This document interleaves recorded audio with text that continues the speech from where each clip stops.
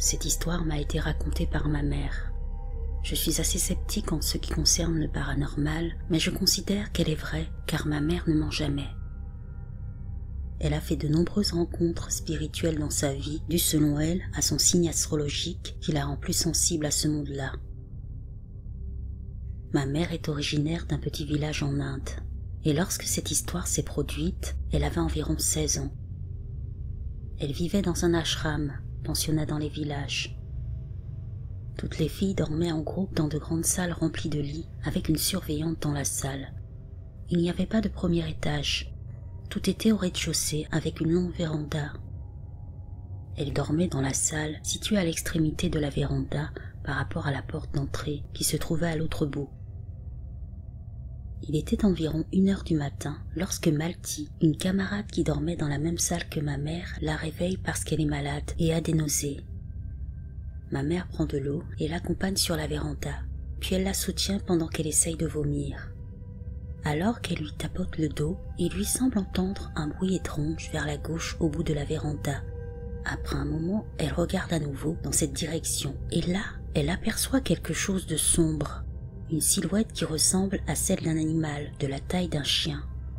Seulement lorsque l'animal commence à s'approcher, elle remarque avec effroi que ce dernier n'a pas la tête d'un chien ou d'un autre animal connu. En effet, celle-ci ressemble à celle d'un humain.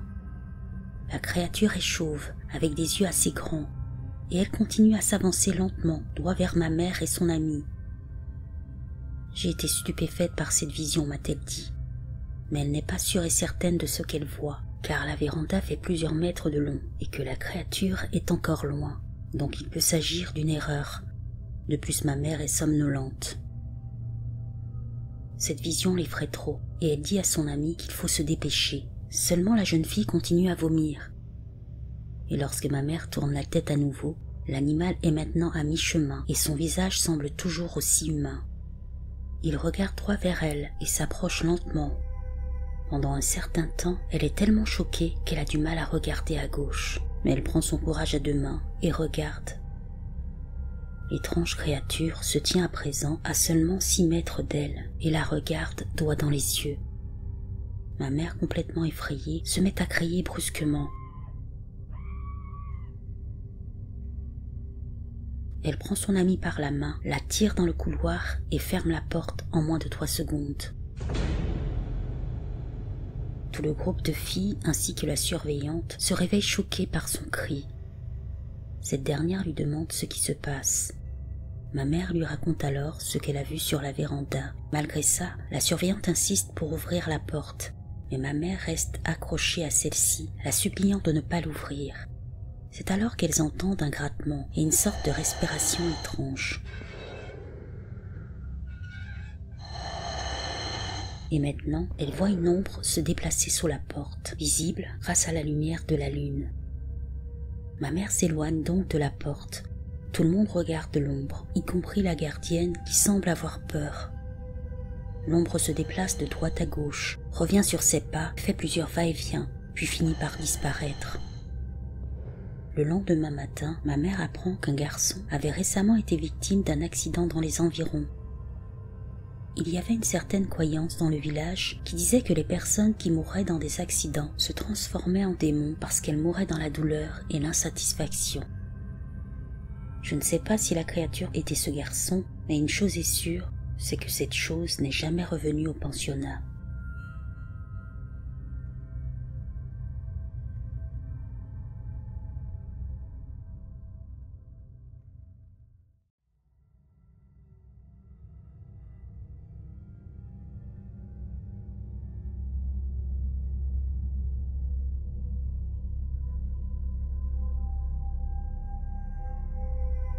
Il y a 6 à 8 ans, nous avons participé à une excursion de chasse aux fantômes et nous avons mené notre propre enquête dans un vieux cimetière. Comme nous n'avions jamais fait ça auparavant, c'était comme aller à la guerre sans porter d'armes. Pour faire court, à un moment donné, mon mari a vu une ombre se cacher d'un arbre à l'autre. Il a commencé à paniquer et à crier « Quelque chose nous suit, courez !» Des semaines passent. Vers 3-4 heures du matin, je dors et je sens une douleur autour de mon cou et ma jambe gauche comme si quelque chose essaye de la briser. Je me réveille pensant que je rêve, mais ce n'est pas le cas. Le bras de mon mari est autour de mon cou, il me faisait une clé de tête. Je tape sur son bras pour qu'il me lâche, mais au lieu de ça, il se resserre de plus en plus jusqu'à ce que je ne puisse plus respirer. Tout ce à quoi je pense à ce moment-là, c'est que l'homme que j'ai épousé essaye de me faire du mal et que je ne vais pas mourir sans me battre. Alors j'enfonce mon coude dans sa côte et il se met à crier et me dit « Qu'est-ce qui se passe ?» À ce moment-là, je saute du lit et je hurle. Si tu essaies de me tuer, tue-moi pendant que je suis réveillée pour que j'aie au moins une chance de me battre, espèce de lâche. Allons-y. L'air troublé et semblant ne pas savoir de quoi je parle, il demande « Mais qu'est-ce que j'ai fait ? Tu as essayé de m'étouffer et de me casser la jambe. » Désolé, chérie, je ne voulais pas. J'ai cru que je me battais avec la silhouette que j'ai vue dans le cimetière, parce que dans mon cauchemar, elle essayait de m'attirer dans ce portail noir qui ressemble à un trou de verre. Je lui ai dit que si elle m'emmenait là-dedans, je ne la laisserais pas faire. Je suis vraiment désolée, chérie. À ce moment-là, je n'accepte pas son excuse. Tout ce que je pense, c'est qu'il va encore essayer de me faire du mal, donc je décide de dormir loin de lui. Le lendemain, on reparle de ce qui s'est passé et il pense que ce n'était qu'un mauvais rêve. Mais moi, je pense le contraire. Pour moi, les esprits ou les démons peuvent en fait vous suivre chez vous. J'ai été Wiccan, j'ai vu des choses qu'il n'a jamais vues. Il n'est pas sceptique non plus, mais il ne croit pas à ma théorie. Plus tard, il voulait faire une autre visite fantôme et une autre jusqu'à ce que je dise « Stop, on arrête ça maintenant ». Parce que tu es déjà attaqué et que tu ne comprends pas le message. Plus tard, on assiste à une table ronde avec les chasseurs de fantômes. Curieusement, quelqu'un a posé la même question que je voulais poser. Les esprits peuvent-ils vous suivre à la maison après une chasse aux fantômes? On me répond clairement que oui, c'est possible. Je regarde mon mari et je lui dis « Qu'est-ce que je t'avais dit? Pourquoi ne veux-tu pas me croire ?» Et voilà que la nuit suivante, cela se reproduit. Alors que je suis couché sur le lit, il me saisit, mais cette fois, je suis réveillée et je le réveille avec précaution. Je ne sais pas pourquoi je fais ça, mais je pense qu'il doit revenir à lui doucement. Le lendemain soir, il ne s'en prend pas à moi. C'est comme si quelque chose le cloue au lit et lui ferme la bouche. À ce moment-là, je prends sa main et je récite une prière. Brusquement, il se réveille et me dit « Merci chérie ». C'était toujours la même ombre. Cette chose m'attirait à nouveau dans ce portail, puis j'ai entendu ta voix, je t'ai vu me tendre la main, et je l'ai saisie, ce qui m'a réveillée. Mais qu'est-ce que tu disais? Je priais le Notre Père. Quelques jours plus tard, il a subi une autre attaque. Cette fois, il a dit qu'il avait vu Jésus lui tendre la main. Je l'ai réveillé à nouveau. Après tous ces événements étranges, j'ai demandé à un ami qui est un fervent catholique de m'aider. Il m'a dit ce qu'il fallait faire. Purifier l'intérieur de la maison. Il se peut que tu sois obligé de le faire chaque mois, jusqu'à très longtemps. Si tu ne le fais pas, j'ai le sentiment que la possession sera la prochaine étape. Je te dirai comment procéder. À chaque fois que je me rapproche du jour où je dois purifier la maison, l'un de nous fait un cauchemar, y compris mon chien. Dans le cas de mon chien, il grogne en dormant ou pleure, puis tout s'arrête dès que je finis la purification. Les démons se nourrissent de la peur, ne l'oubliez jamais. J'ai traversé beaucoup d'épreuves dans ma vie, et ces derniers sont le cadet de mes soucis. Apparemment, celui-ci veut mon mari, il veut le posséder. En tout cas, il ne le fera pas sous ma surveillance. Il peut essayer, mais il échouera encore et encore. Cela fait presque 4 ans. Je crois qu'il n'y a plus eu ces fameux cauchemars. Peut-être qu'il attend juste une nouvelle occasion, mais je ne baisserai pas ma garde et continuerai à protéger mon mari.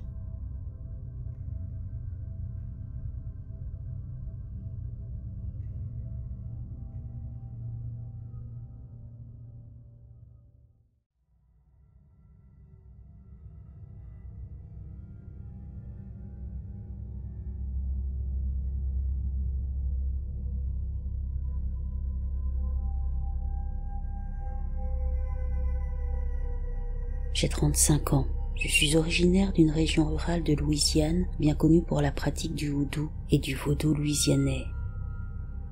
Catholique pratiquante, ma famille n'a à ma connaissance jamais touché à ces cultes-là, mais plusieurs de mes tantes sont d'assez bonnes lectrices de tarot. Un jour, ma sœur Marie et ma mère ont acheté une planche Ouija. Peu après, elles sont entrées en contact avec un esprit qui s'est identifié comme la Reine Blanche. L'esprit leur a dit qu'elle était retenue captive par la Reine Noire depuis plus d'1 siècle. À un moment donné, ma sœur a commencé à jouer seule au jeu. Les conversations entre elle et la Reine Blanche sont devenues plus personnelles. Cette dernière lui disait qu'elle la remplacerait un jour en tant que captive de la Reine Noire. Ma sœur, un peu sceptique, n'y a vu qu'un esprit qui essayait de l'effrayer. Quelques semaines plus tard, ma grand-mère paternelle et ma sœur se sont disputées. Ma grand-mère s'est énervée en lui disant qu'elle serait morte dans la semaine. Une fois de plus, ma sœur a considéré que celle-ci avait réagi de manière excessive et a continué à vivre sa vie. 3 jours plus tard, ma grand-mère est revenue avec un cadeau pour faire la paix, une part de la tarte préférée de ma sœur, et s'est excusée. Seulement, 2 jours après avoir mangé la tarte, des choses étranges ont commencé à se produire dans la maison autour de ma sœur. Elle a commencé à sentir une brise froide quand elle dormait le soir, suivie de l'apparition d'une vieille femme au bout de son lit. La vieille femme avait un visage mi-noir, mi-blanc, avec des cicatrices. Un jour, ma mère a entendu un grand fracas au milieu de la nuit et s'est précipitée dans sa chambre. La grande fenêtre située en face de son lit avait volé en éclats et le verre recouvrait le lit. La moustiquaire qui était sur la fenêtre n'avait pas été déplacée ni endommagée. Après quelque temps, ma sœur a commencé à avoir envie de viande crue et en a mangé presque exclusivement. Jusqu'alors, elle avait été une catholique assez fervente et avait même envisagé de devenir religieuse. Mais en lisant la Bible, elle semblait voir des choses qui n'y étaient pas. Pendant cette période, elle a commencé à voir des passages où la Vierge Marie était une femme de mauvaise vie et a juré que ça se trouvait dans la Bible. Presque 1 semaine jour pour jour, ma sœur a eu des convulsions et a failli perdre la vie. Le personnel de l'hôpital l'a ranimée, mais elle ne bougeait plus et ne pouvait plus du tout parler. Ma mère a consulté un cartomancien et lui a expliqué ce qui s'était passé. Il a ouvert les cartes sans connaître ma mère et a dit que ce travail était lié à ma grand-mère et qu'il ne pouvait pas défaire ce qu'il avait fait. Cet homme était également un adepte du houdou. Ensuite, ma mère a fait venir un expert en possession de Trinidad qui a affirmé que ma sœur était possédée par 6 esprits. Il a pratiqué un exorcisme et nous avons tous entendu les bruits d'animaux les plus bizarres provenant de sa chambre. À la fin, il a dit qu'il avait échoué et qu'elle avait besoin de quelqu'un de plus fort. Ma mère a continué à prier pour ma sœur, mais a fini par la placer dans une maison de repos et s'est résignée à la perdre. Quelques années plus tard, je suis au chevet de ma sœur dans cette maison de repos et je lui lis la Bible. Ses versets préférés étaient le psaume 23. Alors j'ai commencé à le lire. Tout à coup, elle s'est redressée dans son lit, ce qu'elle ne pouvait pas faire auparavant, et s'est mise à crier et m'a insulté de tous les noms. Il faut savoir qu'à ce moment-là, ma sœur n'avait pas parlé ni bougé depuis des années.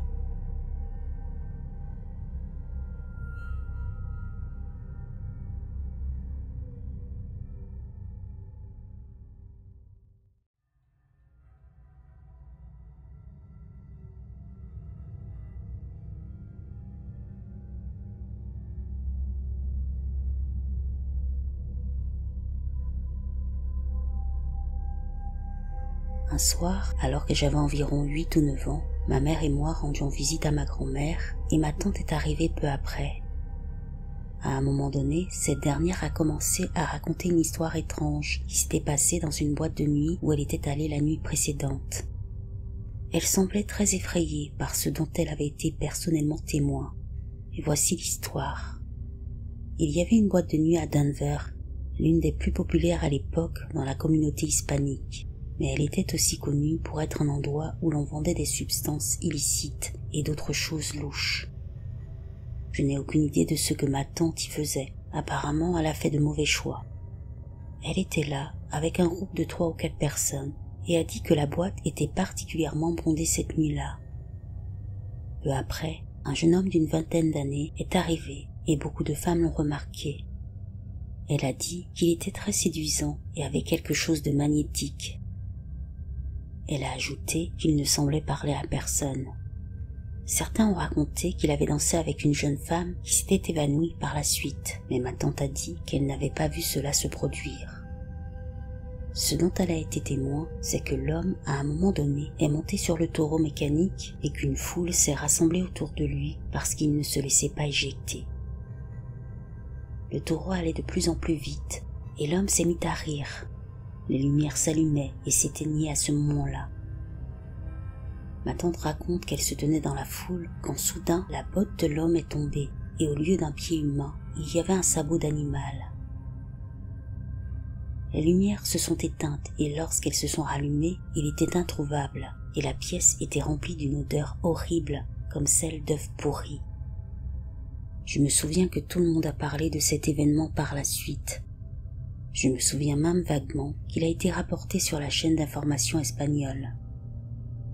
J'ai trouvé un lien avec l'histoire, mais rien d'officiel. Je suppose que c'est maintenant une des légendes urbaines de Denver, mais ma tante jure que ce dont elle a été témoin cette nuit-là était vrai, et les gens avec qui elle était le jurent aussi. J'ai rencontré quelques personnes au fil des ans qui m'ont raconté des versions similaires de cette histoire de la part de membres de leur famille qui prétendent avoir été présents ce soir-là également. Cette boîte de nuit a fermé ses portes peu de temps après et a été transformée. Je crois qu'il s'agit maintenant de logements pour les étudiants de l'université voisine.